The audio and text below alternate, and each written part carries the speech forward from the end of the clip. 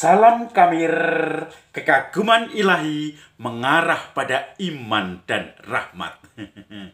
Buka dulu topengmu dan buka dulu topengmu, biar kulihat wajahmu. Buka dulu topengmu, biar kulihat wajahmu. Beberapa tahun yang lalu lagu ini ngepop dan kemudian populer lagi, viral lagi setelah kasus Ariel dan dengan beberapa artis lain.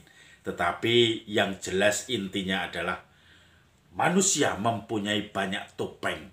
Harus dibuka dulu topengnya. Buka dulu semua yang menjadi lapisan-lapisan untuk memberi kesan kepada masyarakat. Karena manusia kemanapun dia bertindak, bertingkah, kemanapun dia beraksi, kemanapun dia bersosialisasi, dia memakai topeng-topeng itu. Topeng-topeng yang menunjukkan keramahan, padahal hatinya sungguh-sungguh kejam. Topeng yang menunjukkan kemurahhatian, padahal sebetulnya hatinya pelit dan juga tidak peduli pada orang lain. Tetapi ada sisi-sisi publik umum di mana harus ditunjukkan untuk memberikan kesan bahwa dia itu orang-orang yang seperti diimajinkan, digambarkan oleh masyarakat. Maka memakai topeng. Topeng murah hati, topeng orang dengan penuh keramahan, topeng orang dengan menunjukkan seakan-akan penuh dengan kegiatan sosial, topeng di mana orang yang sering menghibur, padahal hatinya mungkin lain dari apa yang ditangkap oleh orang-orang itu. Saudara-saudari yang terkasih, Injil hari ini juga bicara tentang topeng-topeng yang harus dibuka.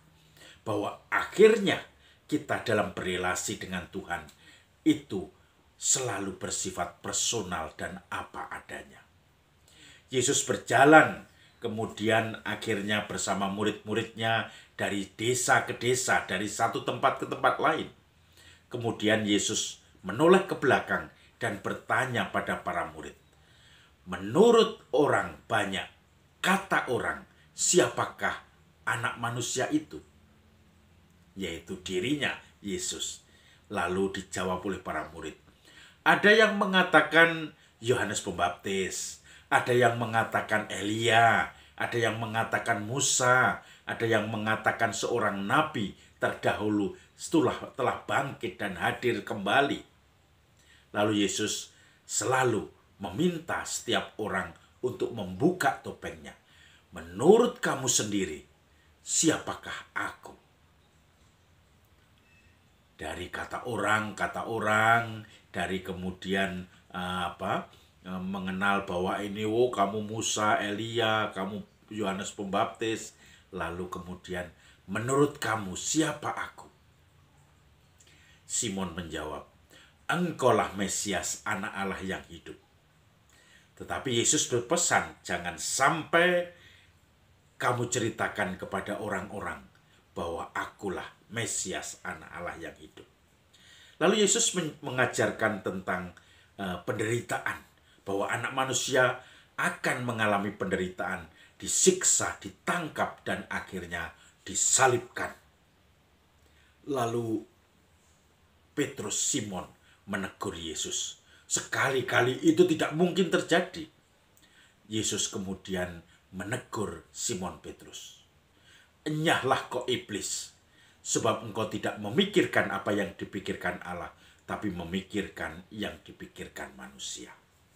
Saudara-saudari yang terkasih, Yesus Mesias yang harus menderita itu harus diwartakan. Jangan sampai orang salah paham bahwa Mesias semua harus sukses, semua harus baik, semua harus perfect, bahwa Mesias itu tidak akan menderita. Justru Mesias yang benar adalah yang menderita, disalib, tetapi kebangkitan sudah menanti. Dan setiap kesulitan-kesulitan hidup kita, kita perlu menghadapinya dengan salib itu. Dan relasi kita dengan Tuhan, pola relasinya seperti tadi. Kita akan dihunjami dengan pertanyaan oleh Yesus. Menurut kamu, siapakah aku ini?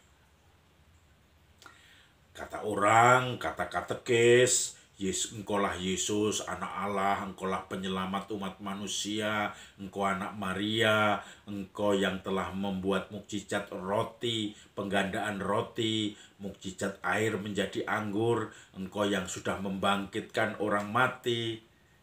Nah, sekarang menurut kamu sendiri, apakah kamu pernah melihat Yesus membangkitkan orang mati? Apakah kamu pernah melihat Yesus melipat gandakan roti? Apakah kamu pernah melihat Yesus memelekkan orang buta? Dalam hidupmu sendiri, menurut kamu, siapakah aku?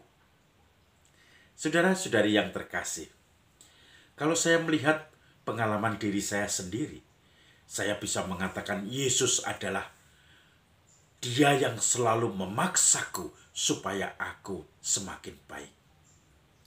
Dari pengalaman-pengalamanku, bagaimana berelasi dengan Tuhan. Pengalaman-pengalamanku di dalam proses meniti sejarah hidupku sampai pada sekarang ini sebagai seorang imam. Saya merasa berkali-kali harus dalam tanda kutip dipaksa oleh Tuhan untuk mencoba mengikuti panggilannya. Ketika harus masuk seminari, saya dipaksa untuk kecelakaan bermotor berkali-kali, untuk merenungkan bahwa ternyata Tuhan Maha Baik. Kemudian saya teringat orang-orang yang baik ketika saya sedang dirawat di rumah sakit. Di situ saya merasa Tuhan yang baik. Tetapi kemudian saya merasa kok saya diberi kecelakaan, karena tentu ketidakhati-hatian saya sekaligus jalan saya merefleksikan hidup saya. Maka saya kemudian masuk ke seminari. Kemudian dalam proses berikutnya saya harus dipaksa, seakan-akan saya sudah ogah-ogahan, saya ingin meninggalkan proses pendidikan itu. Lalu Tuhan memaksa saya lagi. Kenapa kamu mau meninggalkan? Banyak pengalaman-pengalaman, yaitu ketika saya mau mengundurkan diri sebagai frater waktu itu. Saya disuruh menulis kasih Tuhan yang saya terima lewat orang-orang yang di sekitar saya yang mencintai saya. Saya tulis sampai satu skrip buku ini tidak cukup. Bahwa ternyata saya dicintai oleh Tuhan dengan orang-orang yang ada di sekitar saya sebagai perpanjangan tangannya.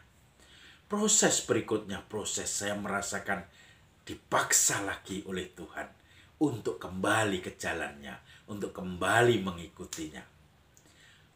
Maka saya mengatakan, siapakah saya bagimu? Lalu saya menjawab, Tuhan, Engkau yang selalu dalam tanda kutip mengajak saya, mengarahkan saya, dengan kadang-kadang memaksa saya, tanda kutip, untuk selalu mengikutimu, untuk selalu memilih mana yang lebih memuliakan namamu. Dan kemudian di sini pergulatan jatuh bangun saya yang sering meninggalkan Tuhan, itu selalu ditarik lagi. Dan saya merasa itu yang menjadi diri saya. Maka saya tidak bisa memakai topeng lagi untuk berkomunikasi dengan Tuhan. Karena sudah diketahui segala kelemahan-kelemahan saya dan juga kelebihan.